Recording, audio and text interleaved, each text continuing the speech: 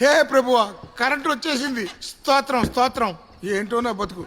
తెల్లారుగానే ఆ డాక్టర్తో ఇంగ్లీష్ తిట్లన్నీ తినాలి. సెంట్రల్ జైలు కంటే దారుణం అయిపోయింది నా బతుకు. ముస్టోడు కంటే దారుణం అయిపోయింది నా బతుకు. ఓ ప్రభువా, నన్ను కాపాడు.